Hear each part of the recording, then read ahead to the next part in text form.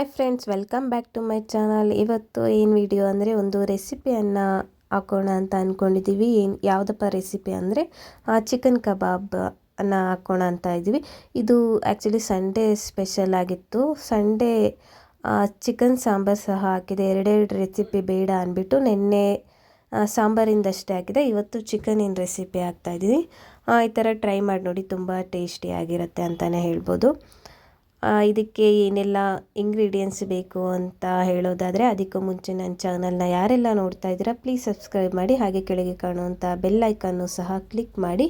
Click ಮಾಡೋದ್ರಿಂದ ಯಾವುದೇ ಒಂದು ವಿಡಿಯೋ ನಾನು ಅಪ್ಲೋಡ್ ಮಾಡಿದಾಗ ನಿಮಗೆ ನೋಟಿಫಿಕೇಷನ್ ಬರುತ್ತೆ. ಹಾಗಿದ್ದರೆ ಸ್ಟಾರ್ಟ್ ಮಾಡೋಣ ಬನ್ನಿ.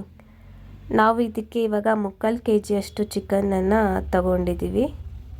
ಚಿಕನನ್ನು ನೀಟಾಗಿ ಈ ಥರ ತೊಳೆದು ಇಟ್ಕೊಂಡಿದ್ದೀವಿ. ಸಣ್ಣ ಸಣ್ಣದಾಗಿ ಕಟ್ ಮಾಡಿಸ್ಕೊಂಡಿದ್ದೀವಿ. ಇದಕ್ಕೆ ಬೇಕಾಗಿರೋ ಇಂಗ್ರೀಡಿಯೆಂಟ್ಸ್: ಗರಂ ಮಸಾಲ, ಅರಿಶಿನ ಪುಡಿ, ಶುಂಠಿ ಬೆಳ್ಳುಳ್ಳಿ ಪೇಸ್ಟು, ಕಾರ್ನ್ಫ್ಲೋರ್ ಹಿಟ್ಟು, ಅಚ್ಚ ಖಾರದ ಪುಡಿ, ಚಿಕನ್ ಕಬಾಬ್ ಪೌಡರ್, ಹಾಗೆ ರುಚಿಗೆ ತಕ್ಕಷ್ಟು ಉಪ್ಪು, ಕರಿಬೇವು ಸೊಪ್ಪು, ನಿಂಬೆಹಣ್ಣು.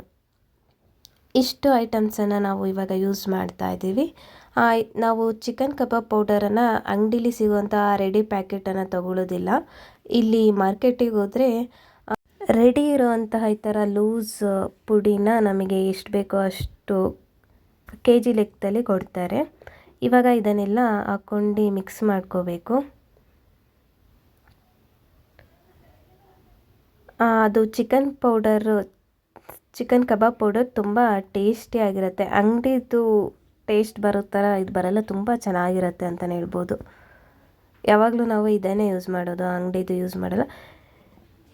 ಎಲ್ಲ ಪದಾರ್ಥಗಳನ್ನು ಇದಕ್ಕೆಲ್ಲ ಹಾಕ್ಕೊಂಡು ನೀಟಾಗಿ ನಾವು ಇದಕ್ಕೆ ಮತ್ತು ಯಾವುದೇ ಮೊಟ್ಟೆಯನ್ನು ಯೂಸ್ ಮಾಡ್ತಾ ಇಲ್ಲ.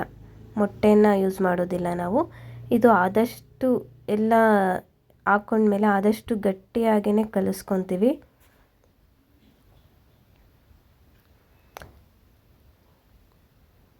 ನೋಡ್ತಾ ಇರ್ಬೋದು, ಜಾಸ್ತಿ ನೀರನ್ನು ಹಾಕ್ಕೊಳ್ಳೋ, ಒಂಚೂರು ನೀರು, 1-2-3 ಸ್ಪೂನಷ್ಟು ನೀರನ್ನು ಹಾಕ್ಕೊಳ್ತೀವಿ ಅಷ್ಟೇ. ಈ ಥರ ಗಟ್ಟಿಯಾಗಿ ಕಲಿಸ್ಕೊಬೇಕು. ಯಾಕಪ್ಪ ಗಟ್ಟಿಯಾಗಿ ಕಲಿಸ್ಕೊಬೇಕು ಅಂದರೆ ಚಿಕನ್ನಲ್ಲೇ ಜಾಸ್ತಿ ನೀರಿರೋದ್ರಿಂದ ಅದು ಆಮೇಲೆ ತಾನಾಗೆ ನೀರನ್ನು ಬಿಟ್ಕೊಳ್ಳುತ್ತೆ. ಆವಾಗ ಇದು ಚೆನ್ನಾಗಿ ಮೇಕಪ್ ಆಗುತ್ತೆ ಅಂತಲೇ ಹೇಳ್ಬೋದು. ಇಷ್ಟು ಗಟ್ಟಿಯಾಗಿ ಕಲಿಸ್ಕೊತೀವಿ ನಾವು. ಇವಾಗ ಇದಕ್ಕೆ ಸಣ್ಣ ಸಣ್ಣ ಪೀಸ್ ಕಟ್ ಮಾಡಿಸ್ಕೊಂಡಿರೋ ಚಿಕನನ್ನು ನಾವು ಇದಕ್ಕೆ ಹಾಕ್ಕೊತೀವಿ. ನಾವು ಯಾವಾಗಲೂ ಟೆಂಡರ್ ಚಿಕನ್ನೇ ಯೂಸ್ ಮಾಡೋದು. ಅವಾಗಿಂದನೂ ಅದು ಯಾಕೋ ಅಭ್ಯಾಸ ಆಗಿಬಿಟ್ಟಿದೆ ಟೆಂಡರಿಂದು ತಿಂದು ತಿಂದು. ನೀಟಾಗಿ ಚೆನ್ನಾಗಿ ಕಲಿಸ್ಕೋಬೇಕು. ಚಿಕನ್ನಿಗೆ ಖಾರ ಚೆನ್ನಾಗಿ ಹತ್ಕೊಳ್ಳೋ ತನಕ ಕಲಿಸ್ಕೋಬೇಕು.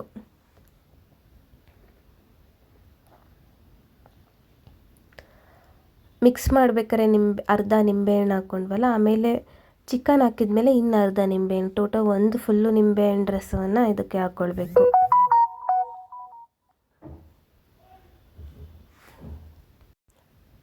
ಒಂದು 5-7 ನಿಮಿಷ ಈ ಥರ ಕಲಿಸ್ಕೊತಾನೆ ಇರಬೇಕು. ಆವಾಗ ಚಿಕನ್ಗೆಲ್ಲ ಚೆನ್ನಾಗಿ ಈ ಪೇಸ್ಟ್ ಚೆನ್ನಾಗಿ ಕವರ್ ಆಗಿಬಿಡತ್ತೆ.